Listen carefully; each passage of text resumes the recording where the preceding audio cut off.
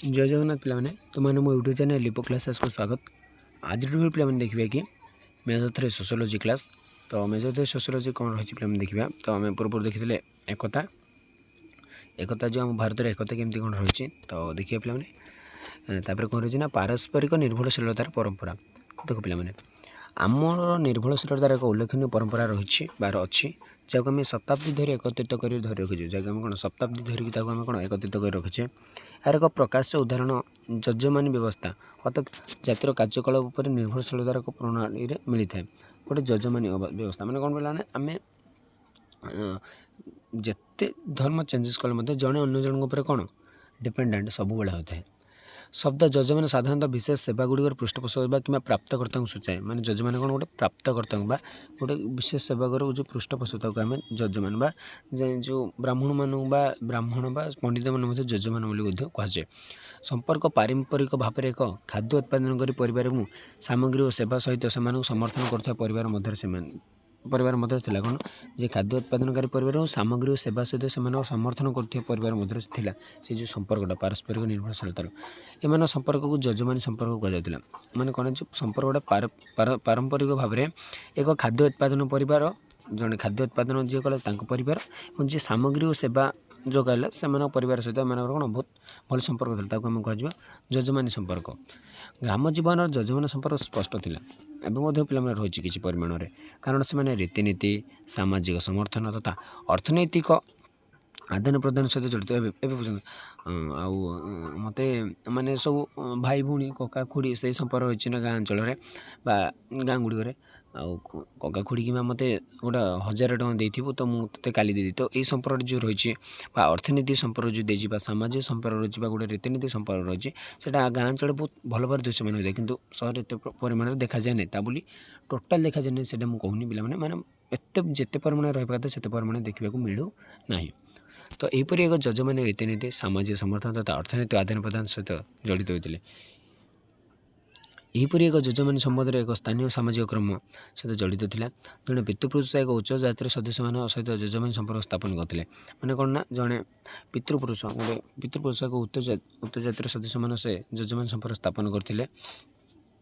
जड़े ब्राह्मण पुरोहित जार सेवा से नीति आवश्यक करते। मैंने यजमानी कहले ब्राह्मण पुरोहित को आम यजमान कहे कि संपर्कटा से गोटे अलग प्रकार पोशाक धोवा केश काटा कोठरी शौचालय सफा कर शिशुर प्रसव इत्यादि आवश्यक कार्य से भिन्न भिन्न जातिर विशेषज्ञ सेवा आवश्यक होता है। जमती सेमती आजिकल तो कह कथा नुह यहाँ गोटे बहुत खराब काम माने कह सेमती कि खराब भावेनि कौन ना कौन पे पोशाक धोई माने जो आम जो धोबा जातिर जो रोचे से मैंने कौन पोशाक धोले केश काटे जो भंडारी संप्रदाय अच्छा कोठर शौचालय सफा कर जो कौन कौन सेमती रही मुझे जानी कि शिशुर प्रसव से कौन गोटे अच्छा संप्रदाय से आग रोला पे जमती गौड़ मैंने गाई दुईबे तो अन्य संप्रदाय को नहीं से गोटे कम गोटे थिला। तो सहीटा से परिमाण गोटे रही है जोटा बर्तमान बहुत कमी जाए कह कम परिमाण अच्छे। तो आवश्यक समय साहय गुण सहित परस्पर व्यापक भाव में समर्थन करती जहाँ साधारणतः निकट मैंने देख गोटे धोबा संप्रदाय गोटे लोकटे माने सहीटा धोबा माने कौन जी लुगा सफा कर जो कहवा देन बार्बर भंडारी लोक जी चुटी काटती तो से कौन से आसिक आम जब चुटी काटला आम जो लुगा सफा करते से पारस्परिक जब गोटे क्षीर बाला जो गुड़ भाई जी क्षीर आनीदेला सेमती चली। यजमान संपर्क साधारणतः एकाधिक प्रकार अध्यय और बाध्यतामूलक तथा एकाधिक कार्य सहित जड़ित था। ग्रामीण सामाजिक संगठन उपर परवर्ती एककरे आम यजमान व्यवस्था विषय आलोचना करवा। एटार ध्यान देवा यथेष्ट हे जे कौन जाति आत्मनिर्भरशील नथिले से आत्मनिर्भरशील नथिले जे मु ए काम कले चलो सेमती किसी ना से अन्य उपर निर्भरशील थिले अन्य जाति उपर से निर्भर थिले अन्य जिनस निर्भर करे अन्य जिनस जमी आम सीना गोड़ लोक खाली क्षीर बाकी कार्य किए कर जो बाकी कार्य रहा है किए तो से दरकार था। गोटे अर्थ में प्रत्येक जातिर एक कार्यकलाप था जो अन्य जाति गोष्ठी को एक निर्दिष्ट सेवा प्रदान करुला। यजमानी प्रथा हो व्यवस्था जहाँ यही कार्यकलाप उपर निर्भरशीलतार अधिक आनुष्ठानिक नियंत्रित कर बहुत भल भाव कला माने से कले ना जो अन्य जाति गोटे निर्दिष्ट सेवा प्रदान करुला। तो सहीटा हूँ यजमानी प्रथा। ଅଧିକାଂଶ ଜାତି ମାନେ ଧାର୍ମିକ ସମ୍ପ୍ରଦାୟର ସୀମା ଅତିକ୍ରମ କରନ୍ତି। ଆମେ ଏହା ପୂର୍ବରୁ କହୁଛୁ ଯେ ଭାରତ ସମସ୍ତ ଧାର୍ମିକ ସମ୍ପ୍ରଦାୟରେ ଜାତିର ଧାରଣ ଦେଖିବାକୁ ମିଳେ। ଏହାର ପ୍ରକୃତ ବ୍ୟବହାର ଏହିପରି ଯଜମାନ ଅନୁଷ୍ଠାନ ବିଭିନ୍ନ ଧାର୍ମିକ ଗୋଷ୍ଠୀର ଲୋକଙ୍କ ମଧ୍ୟରେ ଅନ୍ତଃସଂଯୋଗ କରିଥାଏ। ମାନେ ସେ ଯେଉଁ ଯଜମାନୀ ସମ୍ପର୍କଟା ବା ଯଜମାନୀର ଅନୁଷ୍ଠାନଟା ସେଇଟା ବିଭିନ୍ନ ଧାର୍ମିକ ଗୋଷ୍ଠୀର ଲୋକଙ୍କ ମଧ୍ୟରେ କ'ଣ ସେ ଗୋଟେ ଅନ୍ତଃସଂଯୋଗ କରିଥାଏ। ଭିତରେ ସେମାନେ କ'ଣ ସଂଯୋଗ ସୃଷ୍ଟି କରିଥାଏ। ତେଣୁ ଜଣେ ହିନ୍ଦୁ ଜଣେ ମୁସଲମାନ ଜଣେ ଧୋବା ଉପରେ ନିଜର ପୋଷାକ ଧୋଇବା ପାଇଁ ନିର୍ଭରଶୀଳ ହୋଇପାରେ। ଜଣେ ହିନ୍ଦୁ ବା ମୁସଲମାନ ସେ ଯେଉଁ କହୁଥିଲି ପିଲାମାନେ ସେଇଟା ସେ ଧୋଇପାରେ। ସେଭଳି ଜଣେ ମୁସଲମାନ ହିନ୍ଦୁ ଦର୍ଜି ଜଣେ ମୁସଲମାନ ହିନ୍ଦୁ ଦର୍ଜି ଉପରେ ନିଜର ପୋଷାକ ଧୋଇବା ପାଇଁ ନୁହଁ, ଏଇଟା ମାନେ ପୋଷାକ ସିଲେଇବା ପାଇଁ ବା ସେଇ କାର୍ଯ୍ୟ କରିବା ପାଇଁ ସେଇଟା ନିର୍ଭରଶୀଳ ହୋଇପାରେ। ଜଣେ ହିନ୍ଦୁ ଲୋକ ମଧ୍ୟ ତାଙ୍କ ଉପରେ କୌଣସି କାମ ଉପରେ ନିର୍ଭରଶୀଳ ହୋଇପାରେ। ତ ସେଇଟା ଦୁଇ ଜଣ ଭିତରେ ସେଇଟା ରହିଥାଏ ସମ୍ପର୍କଟା। ହିନ୍ଦୁ ଏବଂ ମୁସଲମାନ ପରମ୍ପରା ସନ୍ତୁଳିତ କରିବା ପାଇଁ ଦୁଇଟି ସମ୍ପ୍ରଦାୟର ସମ୍ବେଦନଶୀଳତା ତଥା ବୁଦ୍ଧିଜୀବୀ ନେତାମାନେ ସମୟରେ ପ୍ରୟାସ କରି ଆସୁଛନ୍ତି, ଯାହାଦ୍ୱାରା ଦୁଇ ପ୍ରମୁଖ ସମ୍ପ୍ରଦାୟ ପରସ୍ପର ନିକଟତର କରିପାରିବେ। ଏଇ ଦୁଇଟା ଆମର କହିବାକୁ ଗଲେ ଭାରତରେ ବେଶୀ ହିନ୍ଦୁ ଏବଂ ମୁସଲମାନ ଅଛନ୍ତି।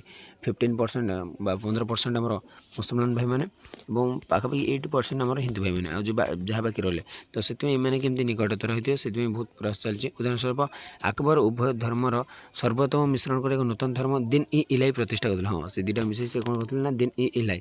କବିର ଏକନାଥ ଗୁରୁ ନାନକ ସମ୍ପ୍ରତି ମହାତ୍ମା ଗାନ୍ଧୀଙ୍କ ଏ ଅବଦାନ କ୍ଷେତ୍ରରେ ଜଣାଶୁଣା। ସେମାନେ ମଧ୍ୟ ଏହି ଧର୍ମ ଗୋଟିଏ କାରଣ ମହାତ୍ମା ଗାନ୍ଧୀ ମଧ୍ୟ କ'ଣ ରଘୁପତି ରାଘବ ରାଜାରାମ ପତିତ ବଂଶୀ ଧର୍ମ ସେ ଯେଉଁ ରହିଛି ସେ କ'ଣ ଦୁଇଟି ଧର୍ମକୁ ବହୁତ ଭଲ ପାଉଥିଲେ। ସେଭଳି କଳା ଓ ସ୍ଥାପତ୍ୟ କ୍ଷେତ୍ରରେ ଆମେ ହିନ୍ଦୁ ଓ ମୁସଲମାନ ଶୈଳୀର ଏପରି ଏକ ସମ୍ମିଶ୍ରଣ ପାଇଥାଉ। ହଁ ପିଲାମାନେ କ'ଣ ସମ୍ମିଶ୍ରଣ ପାଇଥାଉ। ଏକତାର ଏହି ପାରମ୍ପରିକ ବନ୍ଧନ ସହିତ ସ୍ୱାଧୀନତା ପରବର୍ତ୍ତୀ ଭାରତୀୟ ରାଷ୍ଟ୍ରଙ୍କ ସମାନ ସଂସ୍କୃତି ମଡ଼େଲ ଅପେକ୍ଷା ଜାତୀୟ ଏକତାର ଏକ ମିଶ୍ରିତ ସଂସ୍କୃତି ମଡ଼େଲକୁ ସଠିକ୍ ଭାବରେ ଚୟନ କରିଛନ୍ତି। ସେ କ'ଣ ହେଲା ଯେଉଁ ଏକତାର ଯେଉଁ ପାରମ୍ପରିକ ଆମର ବନ୍ଧନ ରହିଛି ସେଇଟା ସ୍ୱାଧୀନତା ପରବର୍ତ୍ତୀ ଭାରତୀୟ ରାଷ୍ଟ୍ରଙ୍କ ସମାନ ସଂସ୍କୃତି ମଡ଼େଲ ଅପେକ୍ଷା ସେଇଟା ଗୋଟେ ଜାତୀୟ ଏକତାର ଗୋଟେ ଜାତୀୟ ଭାରତୀୟ ବୋଲି ଗୋଟେ ସେ ଏକତାଟା ସୃଷ୍ଟି କରିବା ପାଇଁ ସେ ଚୟନ କରିଛନ୍ତି। ମିଶ୍ରିତ ସଂସ୍କୃତି ମଡ଼େଲ ଏକ ଅମନ୍ୱିତ ରାଷ୍ଟ୍ର ଢାଞ୍ଚାରେ ସଂସ୍କୃତିର ବହୁଳତାର ସଂରକ୍ଷଣ ଓ ଅଭିବୃଦ୍ଧି ପାଇଁ ପ୍ରଦାନ କରେ। ତେଣୁ ଆମେ ନିରପେକ୍ଷ ଆଦର୍ଶର ପସନ୍ଦ ସମସ୍ତ ଧର୍ମ ପ୍ରତି ସମାନ ସମ୍ମାନ ଆମର ଜାତୀୟ ଏକୀକରଣ ନୀତି ଆଧାରରେ ହୋଇଥାଏ।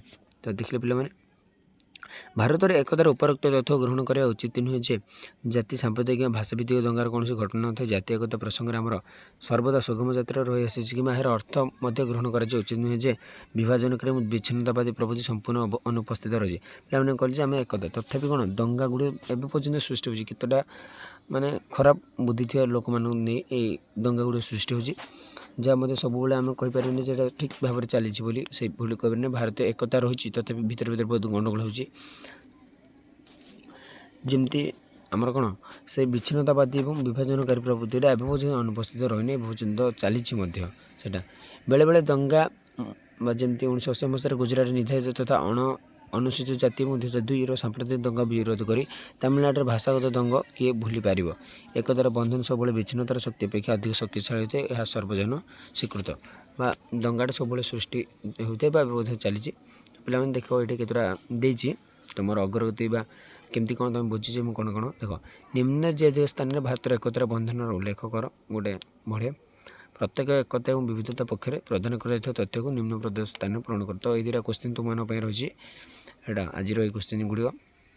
ନିମ୍ନ ଦିଆଯାଇଥିବା ସ୍ଥାନରେ ବୃହତ ପରମ୍ପରା ଏବଂ କ୍ଷୁଦ୍ର ପରମ୍ପରା ମଧ୍ୟରେ ପାର୍ଥକ୍ୟ ଦର୍ଶାଇବ। ଛୋଟ ଛୁଆ ପିଲାଙ୍କୁ ଯେମିତି କୁହାଯାଏ ଯେଉଁ ପାର୍ଥକ୍ୟ ଦର୍ଶାଅ ତ ସେଭଳି ତୁମେ ମଧ୍ୟ ପାର୍ଥକ୍ୟ ଦର୍ଶାଇବ। ନିମ୍ନ ପ୍ରଦର୍ଶିତ ସ୍ଥାନରେ ଜାତୀୟ ଏକତାର ମିଶ୍ରଣ ସଂସ୍କୃତି ଏବଂ ସମରୂପ ସଂସ୍କୃତି ମଡ଼େଲ ମଧ୍ୟ ସଂସ୍କୃତି ମଧ୍ୟରେ ପାର୍ଥକ୍ୟ ଦର୍ଶାଅ। ତ ଏଇଟା ରହିଛି। ତ ସାରାଂଶରେ ପିଲାମାନେ ଟିକେ ଦେଖିଦିଅ ସାରାଂଶ କ'ଣ ରହିଛି। ତ ଯେଉଁ ଆମର ଏଠି ରହିଥିଲା ବ୍ରାଚିସେଫାଲ କକେସିଆନ ସେଫାଲିକ ଭୂମଧ୍ୟସାଗର ମାଙ୍ଗଲେ ତ ଏଇଗୁଡ଼ିକ ରହିଛି ଦେଖିନିଅ। ଏଠି ଉତ୍ତର ମଧ୍ୟ ପିଲାମାନେ ଦେଇଦେଇଛି ହେଲା। ତ ଦେଖିଲ। ତ ପରବର୍ତ୍ତୀ କ୍ଲାସ୍ରେ ଆମେ ଦେଖିବା ପିଲାମାନେ ଜାତୀୟ ସଂହତି ଅର୍ଥ ଏବଂ ପ୍ରତିବନ୍ଧକ। ତ ଆଜି ପାଇଁ କ୍ଲାସ୍ ଟି ରଖୁଛି।